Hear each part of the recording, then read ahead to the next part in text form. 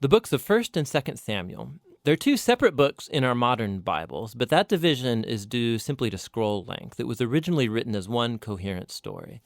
We're just going to cover the book of 1 Samuel in this video. So after Israel was rescued from slavery in Egypt, they made a covenant with God at Mount Sinai and eventually came into the Promised Land. And there, Israel was supposed to be faithful to God and obey the covenant commands.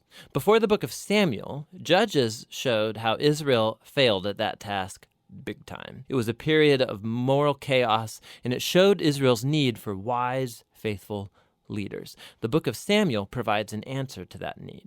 The book of Samuel's story focuses on three main characters: the prophet Samuel, where the book gets its name, and then King Saul, and after that, King David.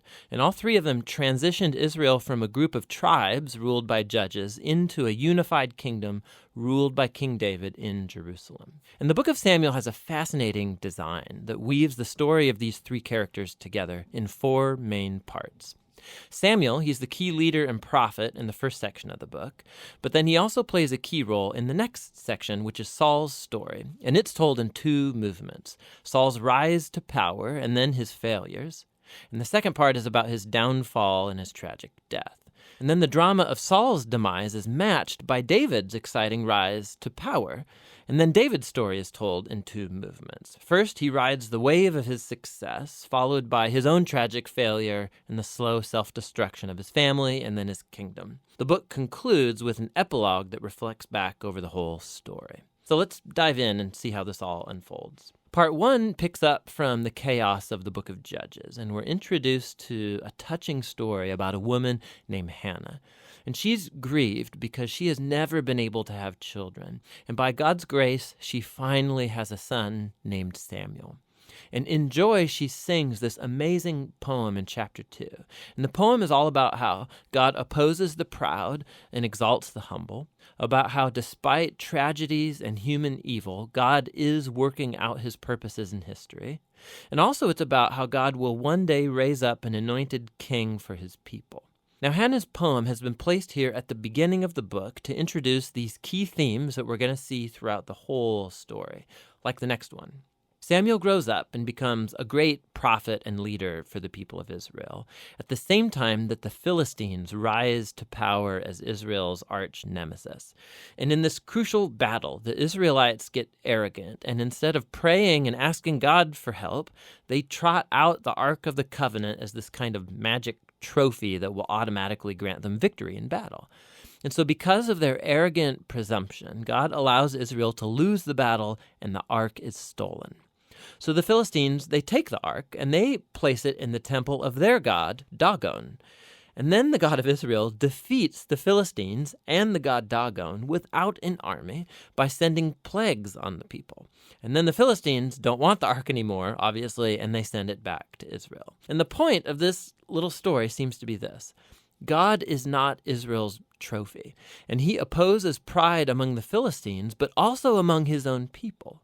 And so Israel needs to remain humble and obedient if they want to experience God's covenant blessing, which opens up into the next large section. The Israelites come to Samuel and they say, "Hey, we want a king like all the other nations have. Go find one for us." And so Samuel, he's kind of ticked off and he goes to consult with God. And God says, yes, their motives are all wrong, but if a king is what they want, give them one. And so we're introduced to the figure of Saul. Now, Saul is a tragic figure because he begins full of promise. He's tall, he's good-looking, he's a perfect candidate for a king. But he has deep character flaws. He's dishonest, he lacks integrity, and he seems incapable of acknowledging his own mistakes. And so these flaws become his downfall. He wins some battles at the beginning, but his flaws run so deep, he eventually disqualifies himself by blatantly disobeying God's commands. And so the aging Samuel confronts Saul and Israel.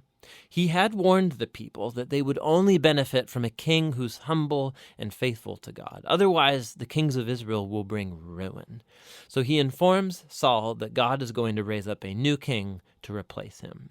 And so Saul's downfall begins, as God at the same time is working behind the scenes to raise up that new king.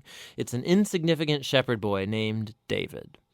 He's the least likely candidate to be king, but the famous story of David and Goliath shows that God's choice of David is not based on his family status, but simply on his radical and humble trust in the God of Israel. And so this story embodies all of the themes of Hannah's poem. Proud Saul and Goliath are brought low, while humble David is exalted. From here, we watch Saul slowly descend into madness, while David rises to power. So David starts working for Saul as a general, and he's winning all of the battles, and he's also winning all of the fame. And so Saul gets jealous, and he starts chasing David around, hunting him, trying to kill him. David's done nothing wrong, and so David simply runs and waits in the wilderness. And here we see David's true character. He has multiple opportunities to kill Saul, but he doesn't. He simply trusts that despite Saul's evil, God will raise up a king for his people. What's interesting, too, is that many of the poems of David that you find in the book of Psalms are linked to this very period of his life, and they all express the same attitude of trust.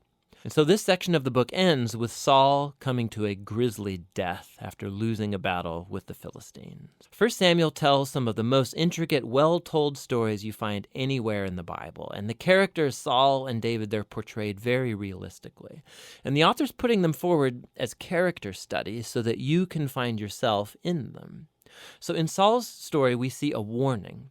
It's crucial that we reflect on our own character flaws and how they harm us and other people. And with God's help, we need to humble ourselves and deal with our dark side so that Saul's story doesn't become ours. David, on the other hand, is presented as an example of patience and trust in God's timing in our lives.